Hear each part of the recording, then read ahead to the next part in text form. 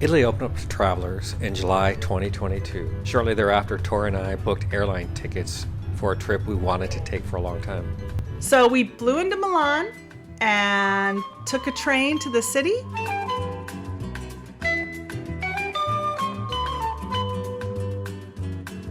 From the train station, we rode the metro to our hotel.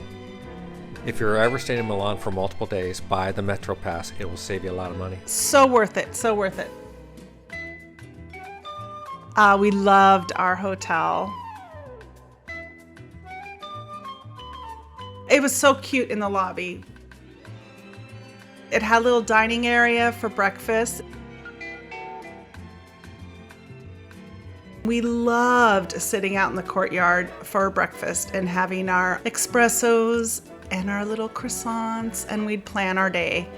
It was so charming out there, and we were the only ones that were sitting out there, which, I don't know, it was just gorgeous and so peaceful.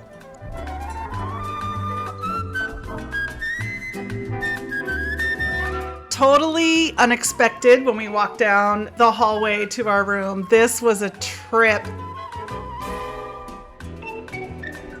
Our room was really cute, very basic.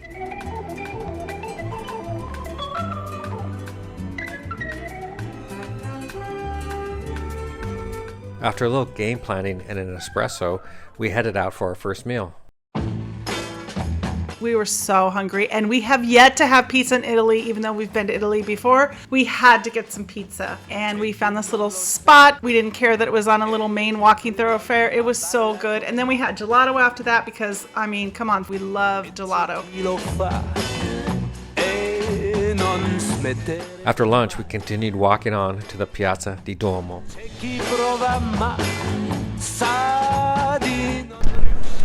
Well, we made it to Milan, and man, it was a journey getting here. It's Wednesday. It's probably about 4 or 5 o'clock in the evening. We woke up Tuesday morning at 3 a.m. and have been traveling until now. We just kind of got here.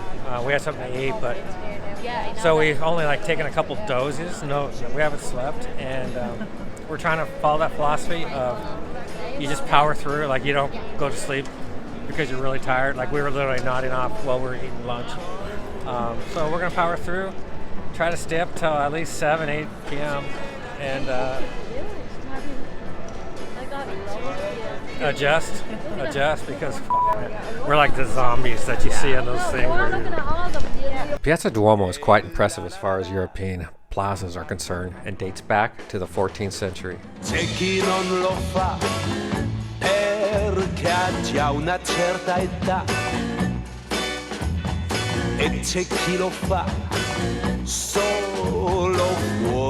The exterior of the Duomo is covered in works of art. The Galleria Vittorio Emanuele II is probably the world's first mall, and it's arguably the most beautiful, most prestigious. There's a statue in the Duomo Plaza honoring Vittorio Emanuele II, Italy's first king, a national hero, and the uniter of Italy. In the far corner, you have Gucci's headquarters. There's a balcony where Benito Mussolini, aka El Duce, liked to make speeches. The Royal Palace, and always back to the Duomo or Cathedral. Don't feed the pigeons, by the way, it's illegal. Here's a carabinieri in his stylish uniform. There's usually a strong military presence in crowded places in Europe.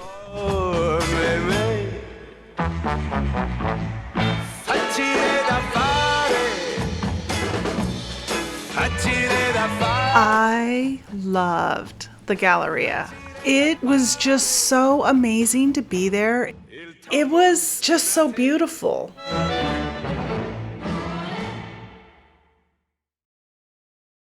There was something that you felt inside of this place. It had an elegance to it, but you felt comfortable, like you were in a living room per se.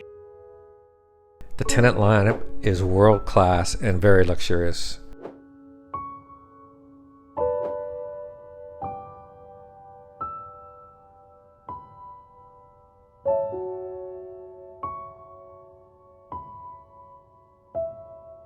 Even the uniforms the police wear inside the Galleria is scaled up a few notches. As a person who has created a few mosaics, I could not help but be in awe of the complexity, the craftsmanship, and the beauty of the flooring.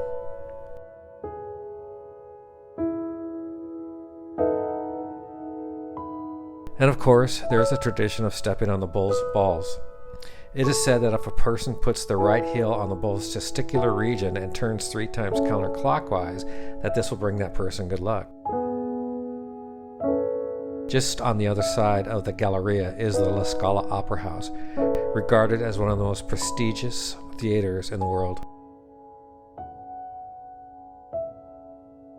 Tori and I were so impressed by the exterior facade of the Duomo. We probably spent an hour just walking around and staring at it. It's unbelievable. Like, you look at it and you think, is that real? And this Because is the back of it. It's so... Let's go look at the front and see what we think. We loved this Duomo.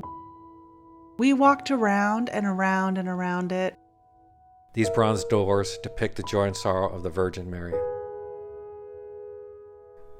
It's popular to touch Jesus. You see the strangest things staring at the facade, such as Miss Liberty. No matter how much you stare at it, you do not see the same thing twice. Here's a guy with horns. Matt was fascinated with these rocket ships looking things. There's this guy with his entrails falling out. His lady friend seems nonplussed. Is this David carrying Goliath's head? Explain this, dude. The cathedral has hundreds and hundreds of spires. It doesn't look like a friendly place to land on a parachute. Not one of those is alike. They're all so different.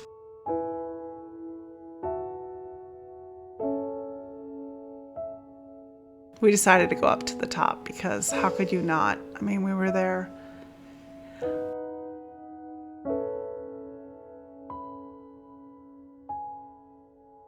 From the rooftop, there are great city views.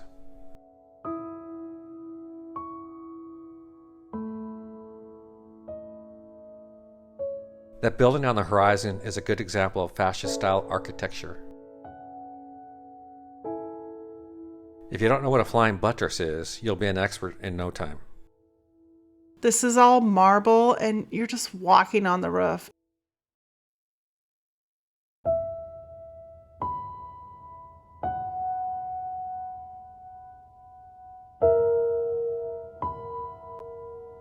Aw, look at that cute couple enjoying themselves.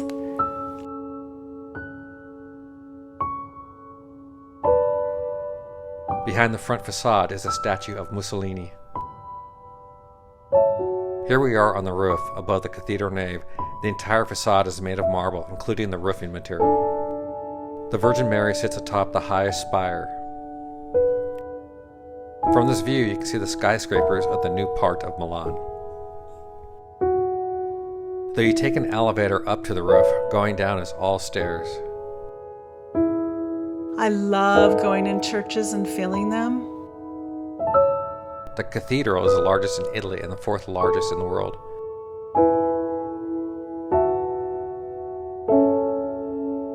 The massive pillars and pointed arch ribs hold up the roof.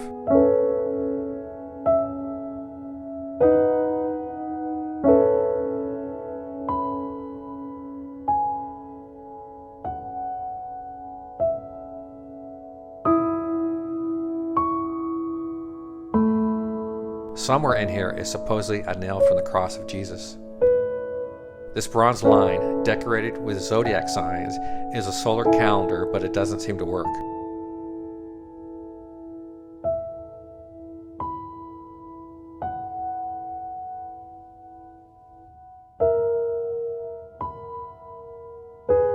I lit a candle to Papa Smurf. This is a statue of St. Bartholomew, who was skinned alive for spreading Christianity, then wore his skin and kept on spreading the faith.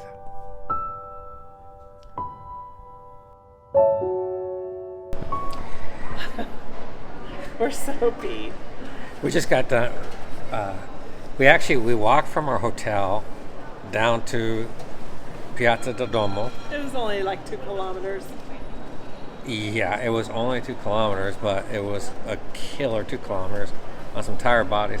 We walked all the way around the plaza. We went through the Galleria, and then we walked all the way around the Duomo, and we would literally just stand back and look at a section at a time because we were so amazed by it. And now we're on the back of it, and we found some steps, and we're just like, what are we doing? We're just sitting there like, Figuring out what we need to do before we get to we're go so to tired. bed. Yeah, we're so tired we don't even know what we're We're doing. like, we need to go get water. But this is our view.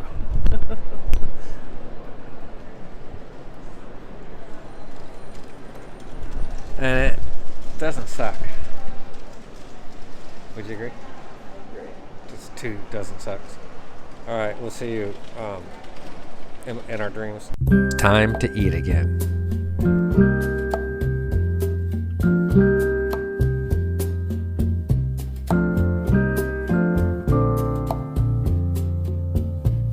We had to see The Last Supper. I got tickets a couple months in advance. I highly recommend you doing that because it is almost impossible to get tickets.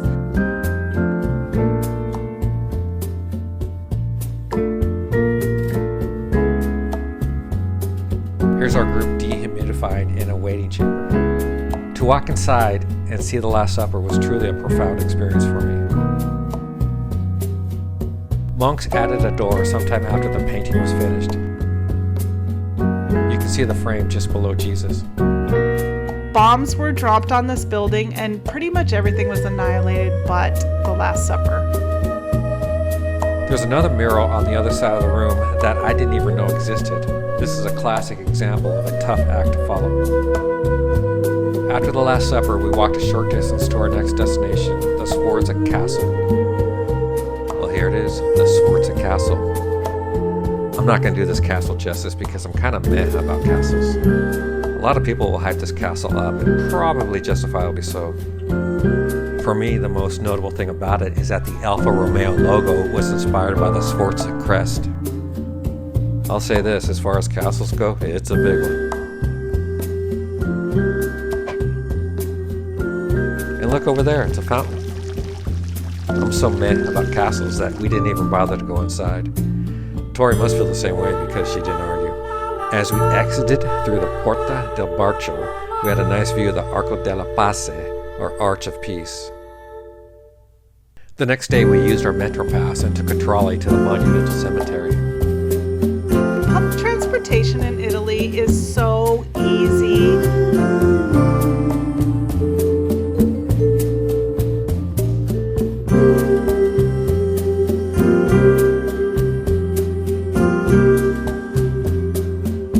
Aw, Matt made a friend.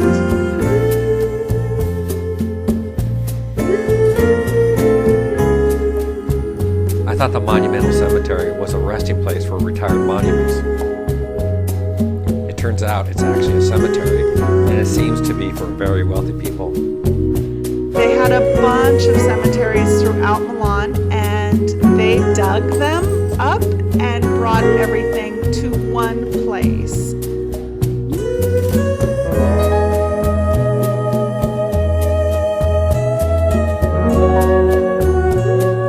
That blue tile is so vibrant.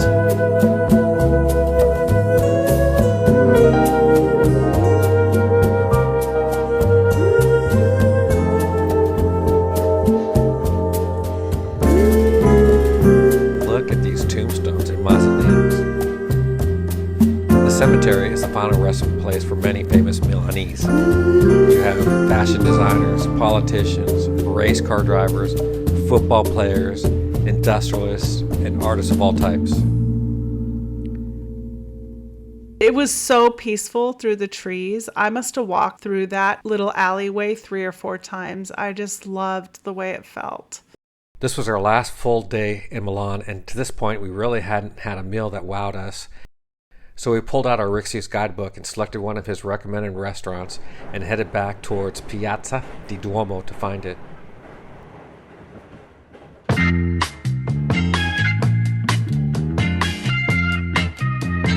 Our destination was Peck, a restaurant that has been in business since 1883. I couldn't help but film this dude walking by with his impressive boots. When we first walked in, I thought we were in the wrong place. Inside looked more like a high-end delicatessen than a restaurant. All the foods in there looked very high quality.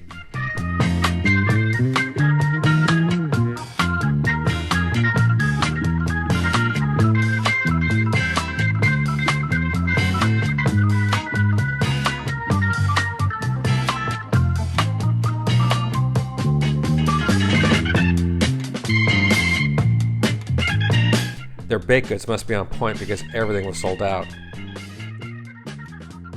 They had old school restaurant equipment scattered about. There was an elegant dining room upstairs, but it was not open for lunch.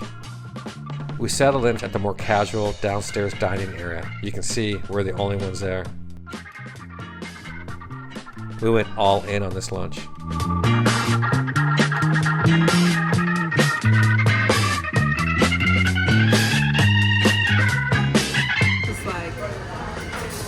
Something you would go to your friend's house and your mom is an amazing cook and she fed you something on a rainy day, and that's what this tastes like. So comforting and humble with love. This is more like a northern lasagna. Like there's no red sauce, but it's spot on. The pasta and the cheese, world class.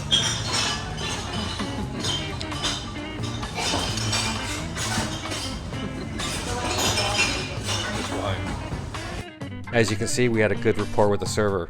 I think he had a crush on Tori.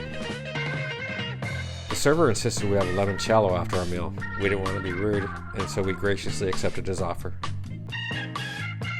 We got dessert too. We did everything on this meal all the way through. That looks way bigger than it was. It was just a little petite dessert, but it was gorgeous.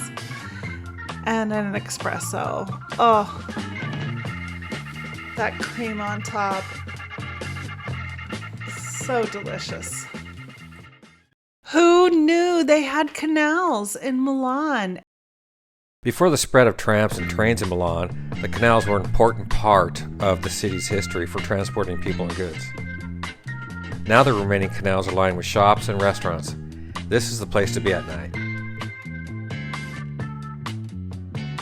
We went to go get appetizers or cicchettes, the little spritzer, and watched people go by, and then we got some gelato, of course.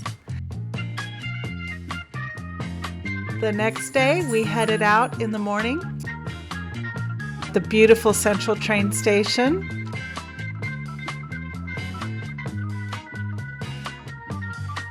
Look a little frazzled for a reason. We made our train in the nick of time.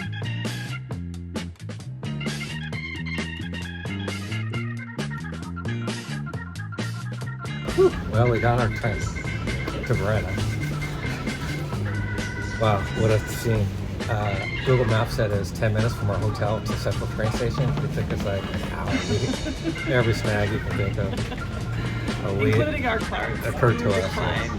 But we're here. Leaving the hotel. Fortunately, we left really early, like ridiculously early. Because that's how I like to travel. That's how she likes to travel. And I like her not to be freaked out because we're going to be late. So, we're here. We're on our train. And now, we're not fighting because there's plenty of time. Well, and we've talked pre-trip, like, let's not fight our travel day. And we've given ourselves in our schedule plenty of time. So our schedule's not really tight. We're doing slow traveling. Even though, but cool. On to our next destination.